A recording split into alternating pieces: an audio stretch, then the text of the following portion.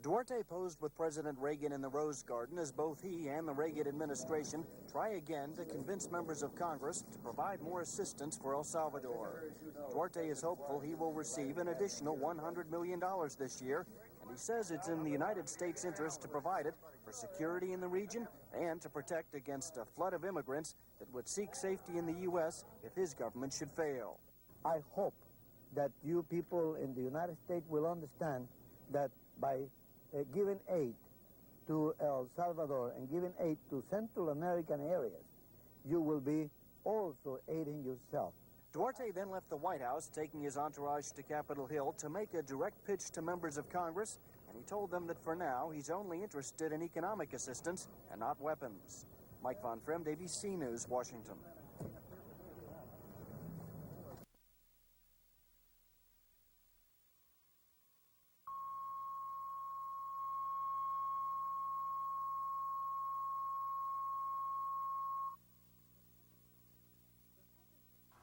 There had been complaints about these cows that people have said look like they're starving. They had been in a field of barren grass and weeds, but the owner has now moved them to a better field with lots of clover and high grass. Granger County Sheriff Earl Cameron says even though the cows have been moved, he's still checking out the complaint.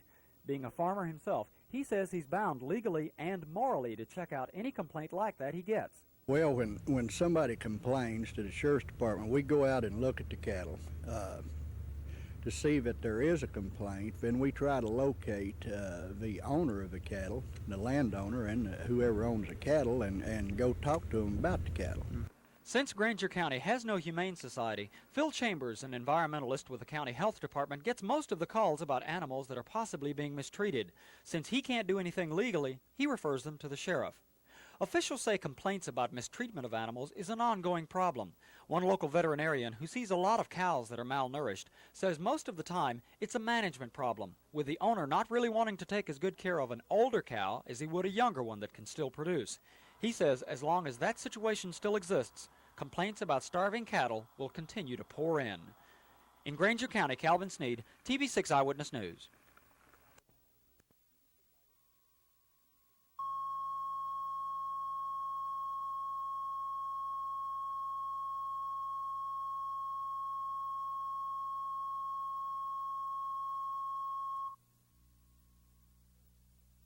Looks forward to the challenge. Well, of course, I'm delighted. It's a relief to have all the investigation and checking over with. The opportunity to go on that board, I just simply couldn't resist. And I think it's just a wonderful opportunity to be of service and do something that I think will be exciting. The attorney says he looks forward to the challenge. It has so much to offer the region yet. The technology that's available in TVA is a unique national resource for energy development, the problems that we're having in the environment.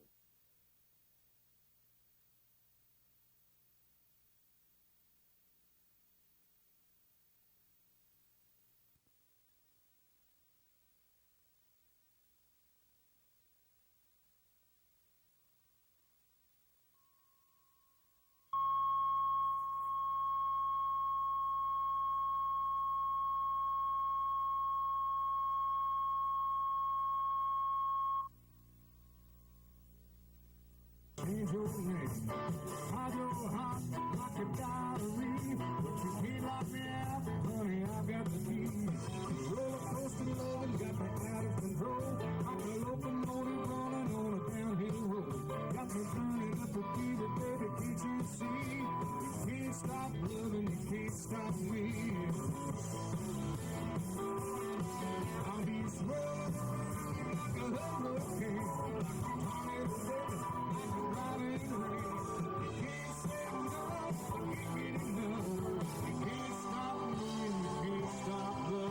baby.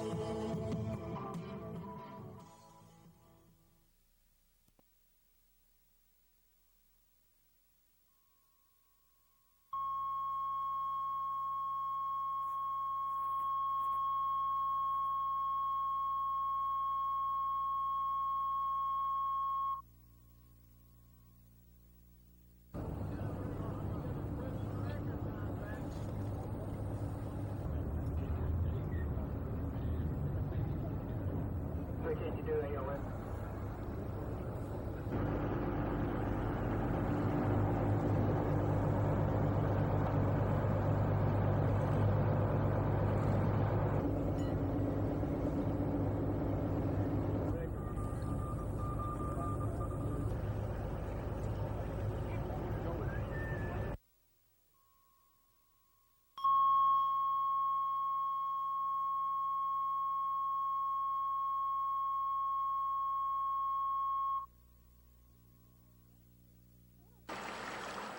Middlesboro's Yellow Creek is so polluted, the Environmental Protection Agency is going after the city with guns ablazing. I come to you tonight to tell you, as I told your predecessors in November, that the EPA is serious about enforcing the law and cleaning up Yellow Creek. EPA officials say the local tannery is the root of the problem, releasing untreated solids and hazardous chemicals into Yellow Creek. But the city has also been at fault for not forcing the tannery to treat its pollution. Construction on the new water treatment plant, which is designed to clean up all the pollution, should have started July 1st, but it's taken a while to get the property, and bids for the treatment plant should go out in a few weeks. The delays and the fact that the tannery is still releasing pollutants has the EPA up in arms.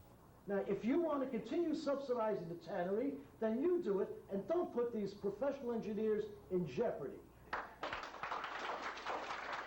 And the EPA has now asked its attorneys to sue the tannery for non-compliance.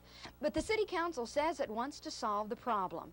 We're going to solve this problem, and we're going to solve it in the best interest of the city of Middlesboro and the people down Yellow Creek.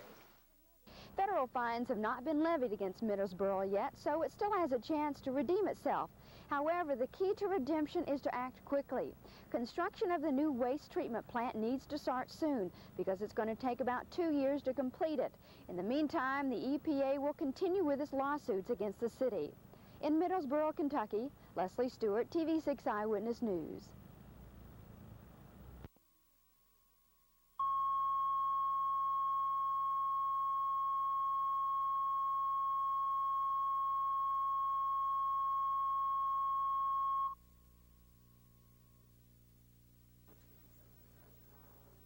They came to the meeting tonight from as far away as Kingsport, Nashville, and Chattanooga. Eventually, over 300 people turned out to hear attorney Bill Myers outline the legal strategy he would use against SIBC creditors. The risk is great. Alice and Vernon Mays of Knoxville could lose their life savings, $79,000. And Bill O'Donnell of Tellico Plains could lose his farm. Everybody that goes into the group has to go in with the understanding that we could lose. But then again, I have never been able to bring myself to paying someone free gratis money that I've worked hard for. The depositor's attorney, Bill Myers, will argue the case before federal bankruptcy judge Clive Bear. He says the liquidating trustee is setting a precedent by demanding the return of the money withdrawn from SIBC. To my knowledge, there is not another case like this one that has been litigated, so that we are breaking new ground. Over 2,700 people who banked at SIBC branches just like this one are being sued by the bankruptcy trustee. So far, the SIBC Depositors Group has contacted 500 of those people, but is hoping to contact hundreds more. The more people we have in it, the better we stand. Divided, we fall. Ben Garrett, TV6 Eyewitness News tonight.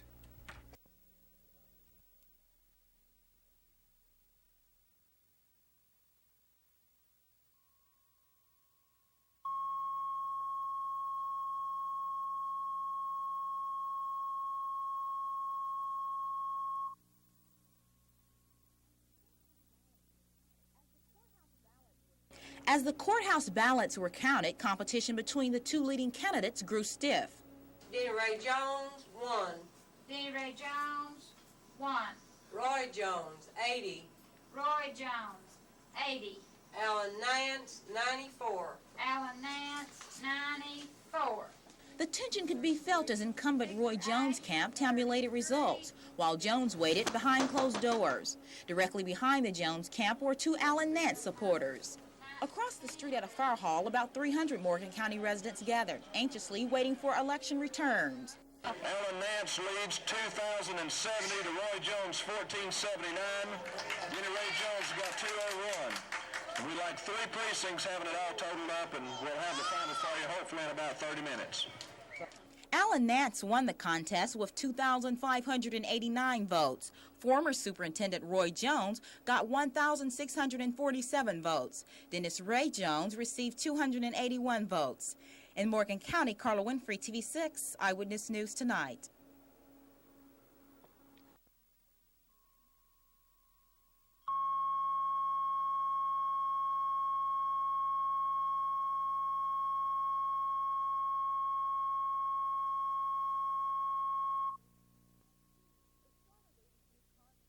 The storm of 82 caused serious flooding problems in Knoxville, particularly along First Creek.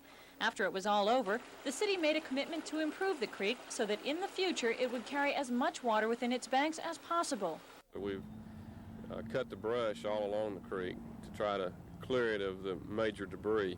And also in the areas where we could, we've taken heavier equipment to dredge the bottom of the creek to get rid of the old deposits of material that has restricted flow through the years, and that's what's happened here where we are now. The work has been done entirely by service department crews working as time permitted over a 2-year period. Bauer says if a major storm should hit now, the water level in the creek will be almost a foot lower than it has been in the past. An added benefit to all the work done here, and one the city planners certainly didn't have in mind when they started, was a dramatic decrease in the amount of crime here at Northgate Plaza. Police say since all the brush and trees have been removed, there's no place for would-be shoplifters or purse snatchers to hide. Bauer says although they've made steady progress, there's still more work to be done. A $9 million project in the future should help drop the water level in First Creek another 4 to 5 feet. Bauer says they're just waiting for a final financial commitment from the mayor and city council. Diane May, TV 6 Eyewitness News.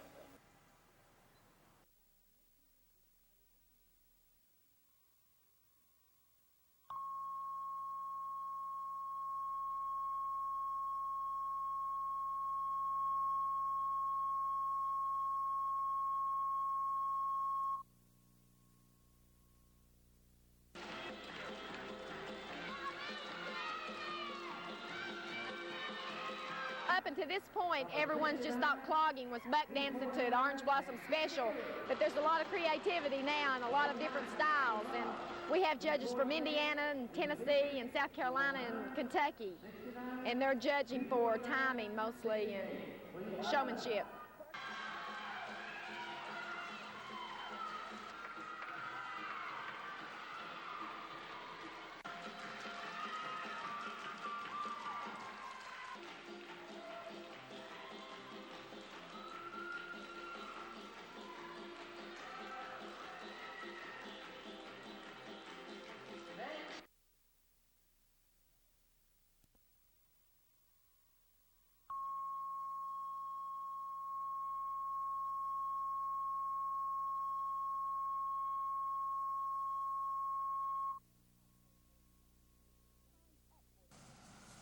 Time's up for the Morgan County school system. Since mid-June, the Plateau Electric Cooperative has made several unsuccessful attempts to collect over $20,000 in utility bills.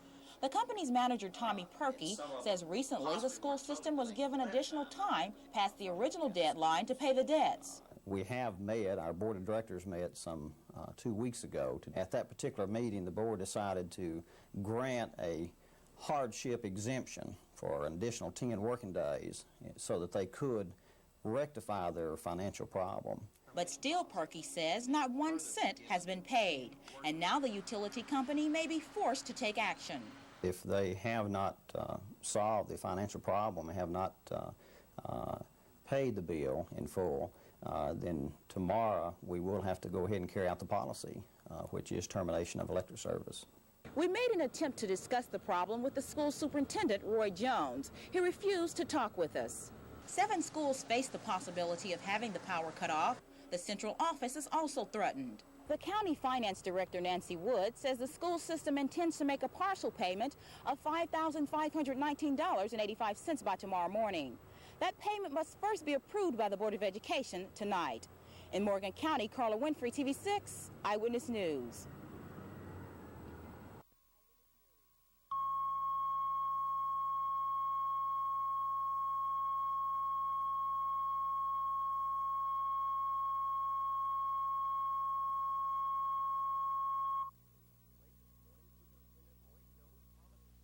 Late this morning, Superintendent Roy Jones promised to sign the check, but this afternoon he left on a week-long vacation without doing so. That prompted County Finance Director Nancy Woods to call the electric company and plead for more time. My problem, if you cut the electricity off at 3, we do not have employees to transfer that material until in the morning because there is no second shift. Can you wait till 3 tomorrow? But the company couldn't wait that long and said first thing tomorrow morning the power will be cut in 7 schools. Those schools include Petros Joyner, Central High Auto School, Central Elementary, Sunbright, Lansing, and the school board office. And several of those facilities, like Central High School, have perishable food stored in cafeteria refrigerators. Now the main concern is moving that food before it spoils. Between now and 10 a.m., I'll get with all the supervisors and necessary personnel to make arrangements to move the foods from the various schools to Cookeville. So now the power will remain off until the county can come up with a full $25,000 payment. Officials hope to authorize that money at a county commission meeting next Monday. In Wartburg, Bob Tucker, TV6 Eyewitness News.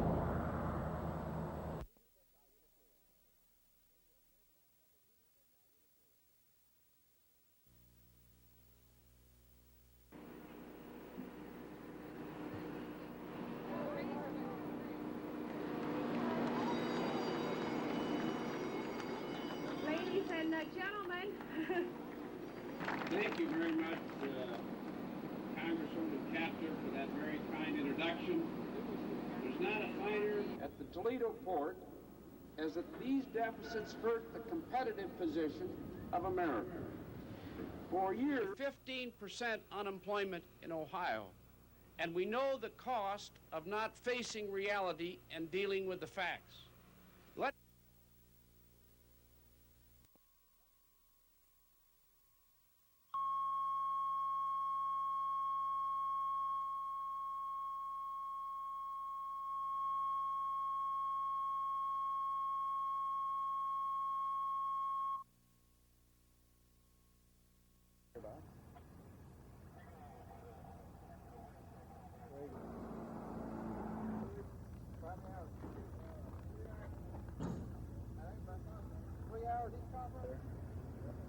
Showing your hand.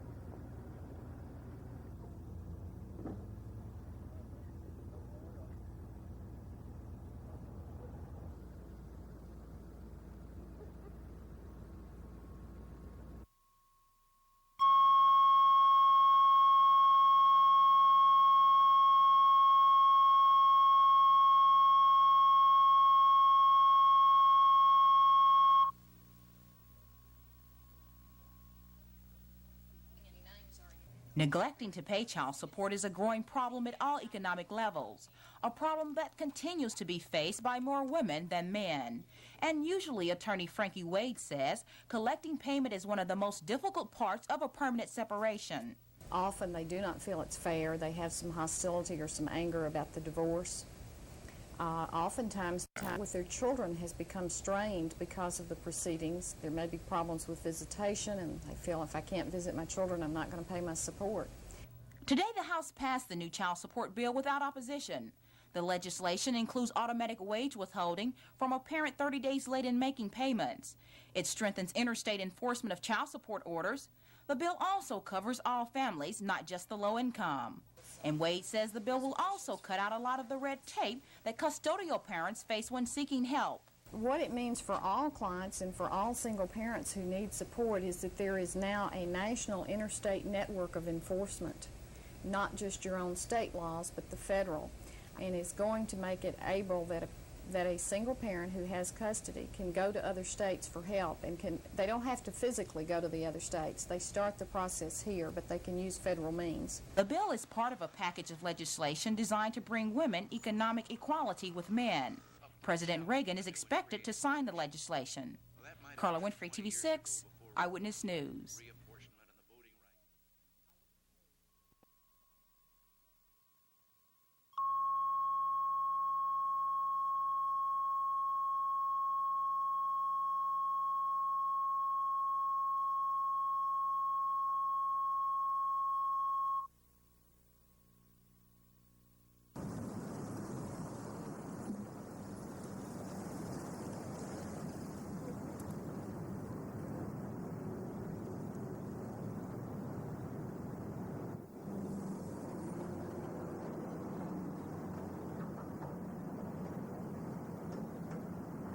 some of the jurors indicated to the court they had been contacted by an individual representing himself as somebody conducting these attempts to set up interviews for Good Morning America.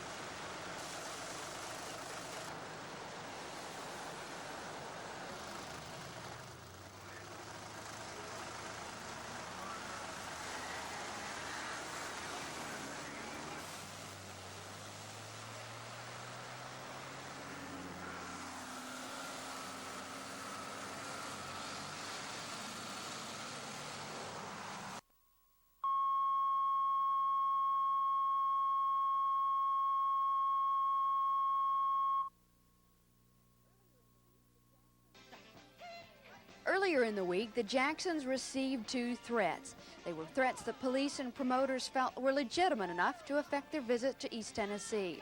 Sunday morning, they got another one. Details are sketchy at this point, but Knoxville police are still questioning 2 men who allegedly made threats to the Jacksons early Sunday morning. According to Knoxville police, the 2 men had been arrested Saturday night and were charged with public drunkenness and driving while intoxicated. When they were released Sunday morning, allegedly the 2 men went to this telephone booth on Gay Street, phoned the police department, and made threatening comments about the Jacksons. Exactly what they said is not known. The police traced the call and eventually picked up the 2 men. Knoxville detectives are questioning them to see if charges are to be filed. Tour promoter Bob Sullivan had said any threat the Jacksons get during their tour is serious, and each one is checked out. Police are still investigating the earlier 2 in addition to this latest one. Leslie Stewart, TV6 Eyewitness News.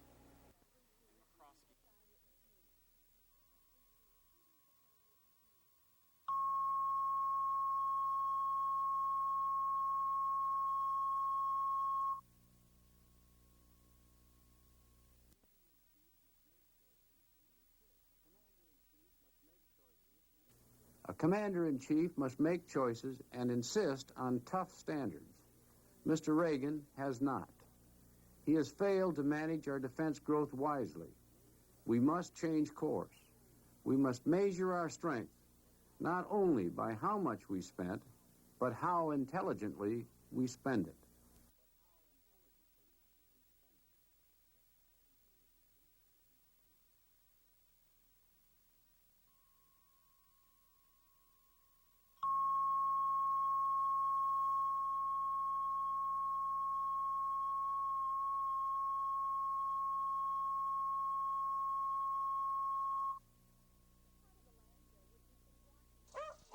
Part of the landfill would be in Washington County, but upwards of 80% of it would be inside Greene County. One controversial issue is that Johnson City, Washington County, Unicoi, and Sullivan counties plan to build the landfill for only their citizens. What I'm concerned about is the fact that I had always been led to believe that a county, state, town, or city had jurisdiction over whatever happened within its boundaries, and apparently that's not so. Here you can see some of the property for the proposed solid waste landfill. Greene County citizens are upset because this landfill will not benefit them. But Greene Countyans are really upset about what the landfill could do to the underground water supplies. Property below the proposed landfill is full of sinkholes and underground streams. This cave is about 300 yards below the perimeter of the landfill, and runoff can also enter the underground watersheds through here. Greene County citizens want state officials to know that.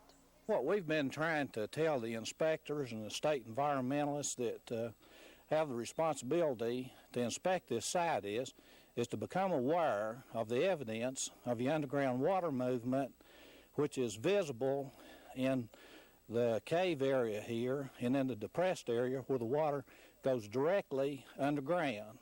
The landfill property in Greene County was not zoned, which is one reason why the surrounding counties can try to put a waste site there.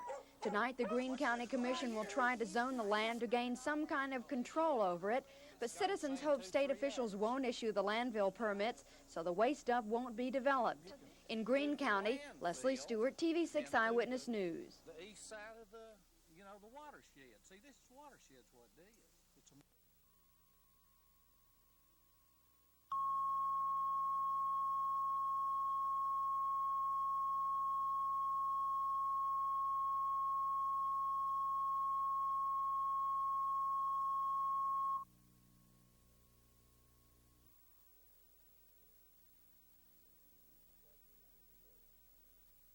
He's the President of the United States. When the world hears those sorts of things, maybe some will dismiss it as some kind of joke. Others may think it means something. And just, at least I didn't find it funny.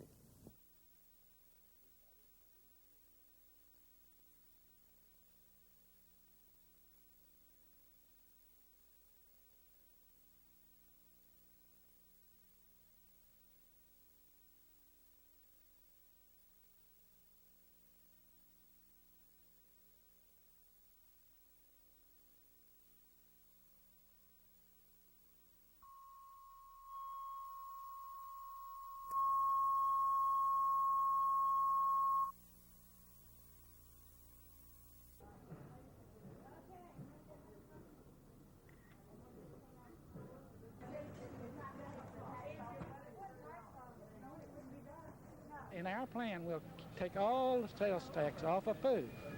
We want to show the people, that the low-income people or anybody that goes in and buys $100 worth of groceries, we hand them play money of $7 that they could add to that basket of groceries. So what you're saying is it's okay to tax amusement but not food because it's a necessity? Well, in our plan, we plan to take off all sales tax on food.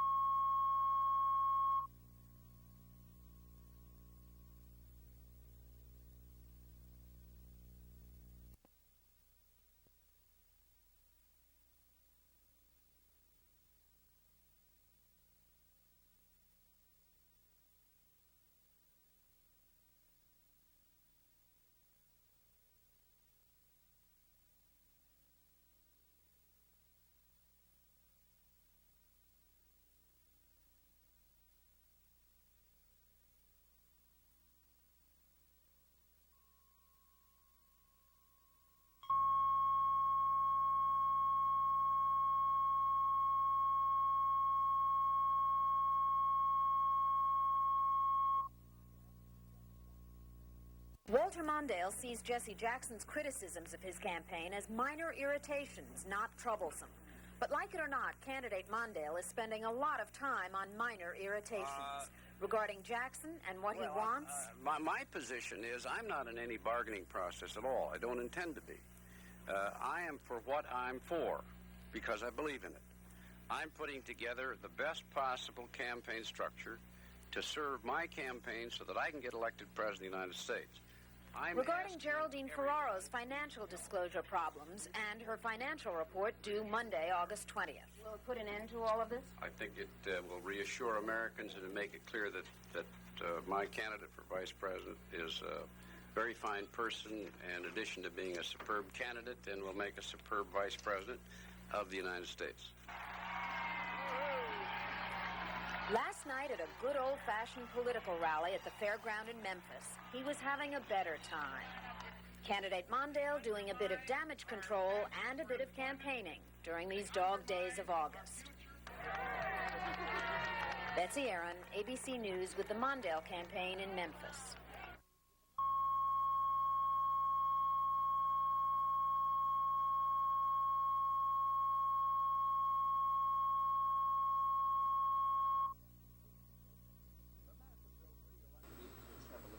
The Madisonville city election isn't until September 4th.